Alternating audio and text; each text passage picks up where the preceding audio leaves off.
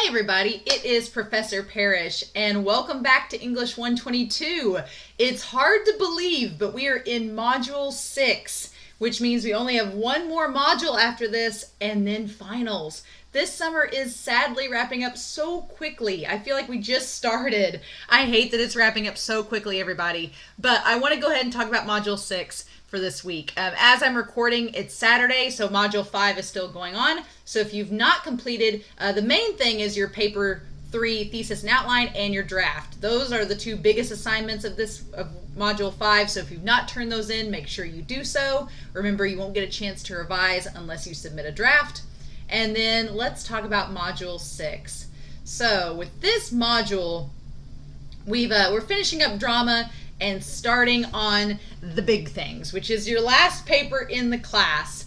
And so there's a couple assignments this week. We've got your reading response, the thesis, the drama exam, and your discussion forum. And so I'm going to go ahead and we'll talk about Paper 4 guidelines here in a minute because that's probably the biggest chunk of this class. I wanted to go through with you the idea of what we're doing for Paper 4 because it's a very specific paper and it's the most important paper of the class. It's worth twice the amount of points as the other paper. It's worth 200 points. So it's a pretty big chunk of the class, and so I want to go over those guidelines. The only readings this week are pretty short. It's just writing about literature and writing about a research paper, and the page numbers are listed right there for you. The discussion forum this week is one I really like. So this video, it's about 25 minutes long, so it's a little chunky video. But the reason why I chose this is it's kind of like an essay, a video essay, the way that Lindsay Ellis discusses this topic. I really like her videos. They're really funny, and she has a lot of great insights into evaluating literary subjects. So what she does in this video is talk about an idea called revisionist history. And she'll explain what revisionist history is, but she applies it to the author of Mary Poppins and when Disney acquired Mary Poppins as a product to create a movie out of. And so she talks about revisionist history and what it means to be an author and to give your rights of your project over to another company or to someone else for adaptation. And so it's a really interesting video. The questions, as you can see here for the discussion forum, are all concerning revisionist history. They're concerning your views on it, what you guys think, and then how can this video be viewed as like a version of our paper number 4? What will you take away from this video in your own writing? So your posts and your 4 responses are due by Sunday, and I'm curious to know what you all think with this topic because it's very interesting, but the video is really neat. I definitely think it's a good look into the subject matter and with a topic that most people know about. Most people, even if you've not read or watched Mary Poppins, you know who the character is. So that is the discussion forum this week.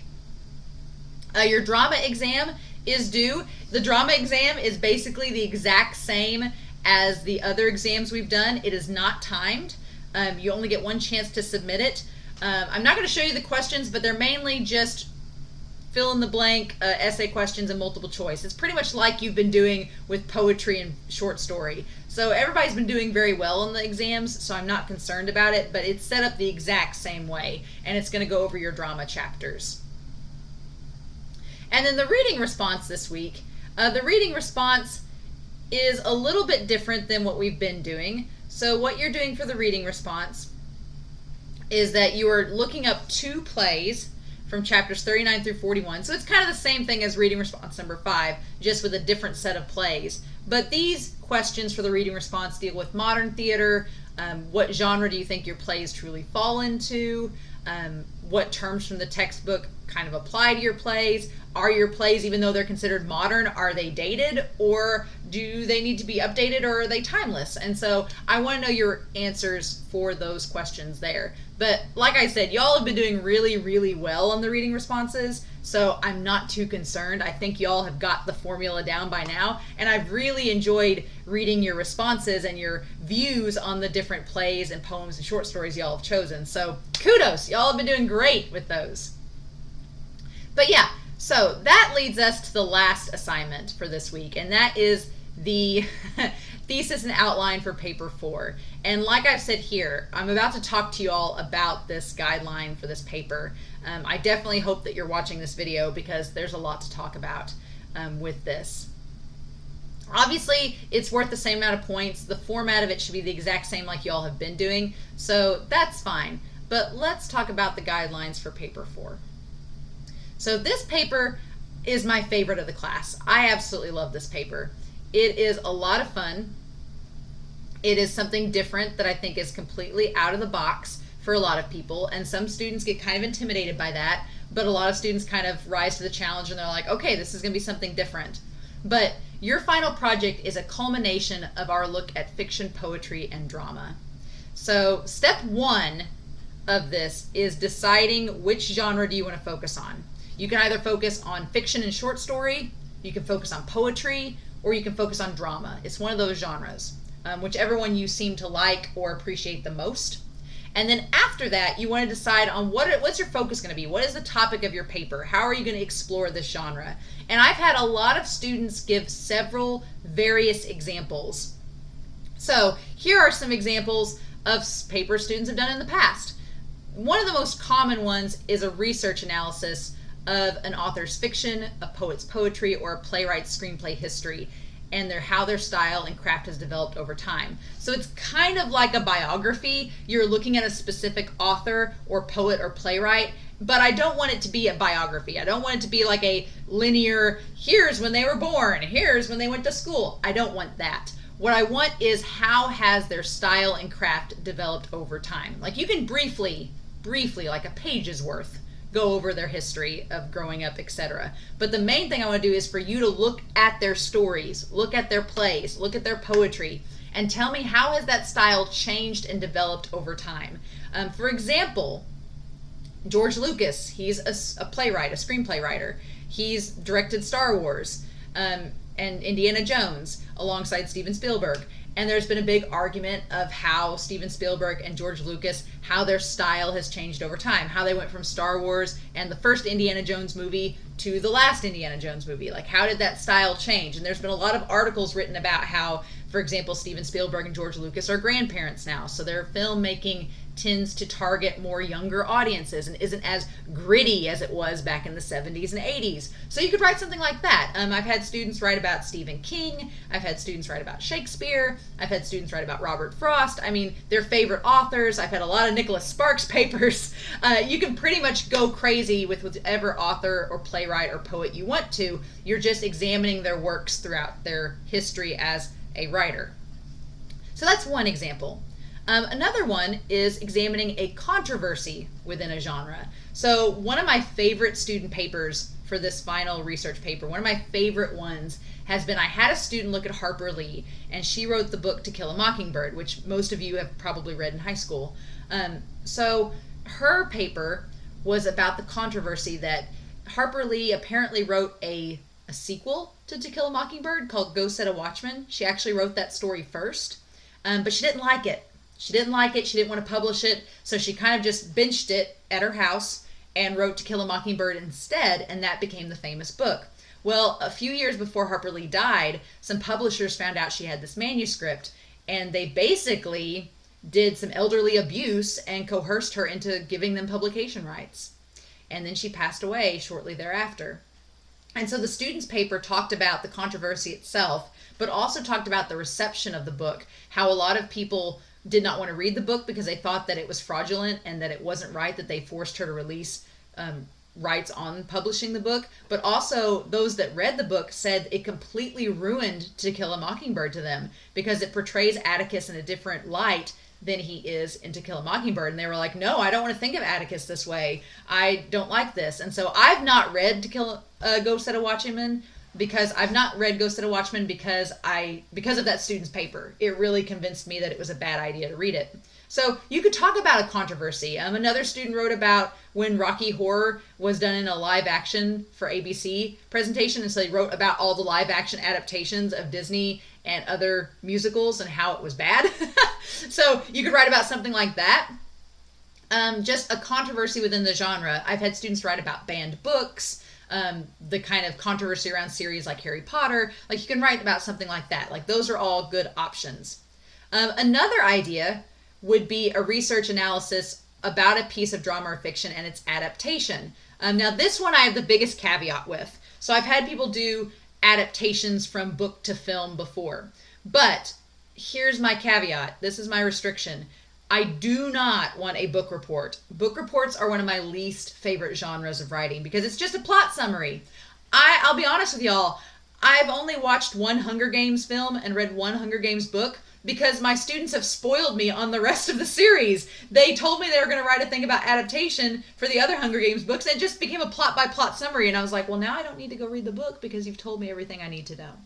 So don't do that. Instead, I had a student, for example, do an analysis of transitioning a comic to film. So they looked at the film Batman versus Superman and what it was deriving from. So they talked about the Dark Knight comic series, they talked about the death of Superman, and they talked about how Zack Snyder and the writers of the screenplay, why they didn't beat for beat adapt those stories and instead created something different. And at the time, the Snyder Cut hadn't been released. This was several years ago. So they were talking about, okay, well, what if a Snyder Cut gets released? What happens then? So they did a lot of hypothesizing and analyzing like what the director could do if he decided to do these other routes. And so it was a really cool paper that went into some really neat directions. And it wasn't a book report. It wasn't a plot-by-plot summary like you'd find on Sparks Notes. It was just something really unique and interesting. So if you're going to go the route of adaptation, I want you to do something like that. I don't want it to be a plot summary. I will take off points so hard if it's a plot summary because that's not what I want for this option.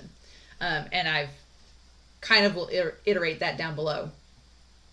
And then the other option is an extended analysis of a specific poem, play, or fiction. It can't be something you've talked about in previous papers. It can't be a story, a poem, or a play you've talked about in previous papers that you've written for this class. But if you found a different play or a different short story since then in our textbook and you want to do an analysis of it, you can absolutely do an analysis. It'll just be longer than our other papers have been. And then finally, I am all for out-of-the-box ideas. So I've had some students do creative writing projects in the past where they've written a extended short story or an extended play. One of my students, he did something amazing. He wrote a screenplay, and he was a music major here at SIC, and he did his own music for the play. Like he did his own soundtrack, like a recording of a track that would play as the play was going on. So he put it on SoundCloud and then sent me a link to it with his paper. And the instructions were that as I read the play, I would listen to his piece of composition, his music composition. And it was so cool. Like it went through these levels, and as you read it, it was so neat. I absolutely loved it. It was like a perfect assignment. And it was an out-of-the-box idea. I will say that I'll mention down below, if you do choose the creative writing option, there is going to be a little bit of a different way in which you'll do the citations. And I'll talk about that down below. But as you can see, you have a lot of options with this paper. The main thing is it has to involve a discussion of literature in some way, shape, or form, whether it's fiction, poetry, or drama. So this is not going to be like I've had some students in the past try to reuse their final paper for English 121. That ain't going to work. That's not going to work for this class. So it's going to be something totally unique, and it's your capstone project. For a lot of you, this is the last English paper you'll ever write. So I want it to be something special that you can be proud of, that it's like a capstone for your English college course curriculum. So here are the guidelines. This is probably what scares students the most, is the length of the paper. It's 8 pages. That does not count the works cited page and does not count any title pages if you choose to include those. It's 8 pages of content, minimum. And then you can obviously go beyond that. And I don't want to hear a student tell me that they can't write 8 pages. You can. The longest paper I've ever had in this class, one student decided to be super ambitious and wrote a 32-page paper about Les Mis. It was an older student. She had my class like 6 or 7 years ago, and she wrote a paper about Les Mis. She went from the novel adaptation to the play adaptation to the movie adaptation, and it was 32 pages. Yes. And it was insane. It took me a whole day to grade it. So I'm not saying don't go crazy like that. If you get to 10 pages, maybe stop yourself. Maybe be self-restrained. But I know you can make 8 pages, especially if you choose a very dense topic like any of the ones I've listed above. Those were all papers that were 8 pages long. They were really good. You can do it. I know you can because hundreds of other students before you have done the same. But here is the main thing. 1, your paper has to have a detailed introduction. paragraph where you explain your thesis, the goal of your paper, and your points. You have to have a section after your introduction where you explain the exact type of thing you're talking about. So if it's a controversy, you explain the controversy. If you're adapting, you explain kind of what you're going to go through. It's kind of like a little mini preview before you get into the bulk of your paper. And if you're doing the biography part, this is where you offer the background information about your author. All right. You have to explain in your paper at least 3 terms or concepts from our textbook. And this part will be pretty easy because it's mainly just 3 terms that you've explored in our textbook. So this can be imagery. It can be, if you're doing short story, it can be like characters, plot, setting, tone, theme, style, symbolism. If it's poetry, it can be any of those. It can be a poem term. If it's drama, it can be about modern theater, Shakespeare. It can be about stage business. And you don't have to identify them in your paper. As I'm reading, I will note when I see those concepts explained. So it shouldn't be anything you have to point out to me. It should just be somewhere in the paper itself. And then the big thing, at least 4 sources have to be cited in your paper. Now, your textbook can be one of those sources. So you can use your textbook and then 3 outside sources. That's easy enough. My big thing is, and I had a student ask about this, no Wikipedia. No wikis, no about.com sources. I will take off points if you use those because they are not credible. And in the MLA citation presentation, I talk about that. Back in Module 4, if you want to go back and listen to the Module 4 lecture video, I talk about that. So no wiki sources at all. Your paper should be an analysis, meaning it includes your thoughts. A synthesis of your words and sources is not just a summary and not a book report. If you're going to do if any of you choose to do a creative writing assignment, note that in your thesis and outline, and I will talk to you individually through my feedback and through email about how you're going to do the in-text citations and the MLA Works Cited page. I'll talk to you how to do those because you will need an MLA Works Cited page. And then if you're doing an out-of-the-box assignment, you can talk with me about that. The big thing is your topic and outline is due this coming Sunday. We will do a peer review discussion forum, and I'm going to talk about that in the Module 7 video next week. And then your peer review of at least, this should be 4, should not be 2. It should be 4 peers, and I'll talk about that in the Module 7 thing next week. And then your final draft, please note this. Our finals in this class end Wednesday, July 28th. So I'll be getting you back feedback for your papers relatively quickly. If you turn your drafts in early in the discussion forum, I'll obviously get you feedback in sooner rather than later. But your final drafts are going to be due by July 28th, and you won't get a chance to revise. So your peer review discussion forums will kind of be the revision for that, and we'll talk about that next week. But please note, Wednesday, July 28th is when your final papers are due. Okay? So I made our drama unit very short, so I give you an extra week to work on this. But you do have between now and July 28th. So as I'm recording this video, you have 18 days to work on this paper, which sounds like not a lot of time. But if you just start now thinking about it and you work slow and steady and go with your outline, you can do it. Because I've had other students, like I said, in the summer do this exact same assignment and be perfectly fine.